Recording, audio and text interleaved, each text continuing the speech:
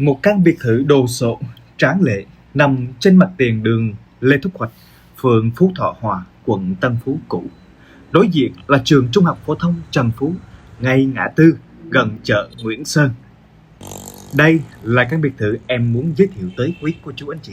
Với diện tích ngang 8 dài cho 20, nhà được thiết kế trệt lửng, 2 lầu sân thượng, mang phong cách hiện đại, sang trọng, độc đáo. Trục đường tập trung nhiều tòa nhà văn phòng công ty. Anh chị về vừa ở vừa làm văn phòng công ty. Đường rộng rãi 30m, đậu xe thoải mái, rất thuận tiện luôn anh chị mình ơi. Liên hệ em Chí để biết thêm thông tin chi tiết về căn nhà. Xin cảm ơn rất nhiều.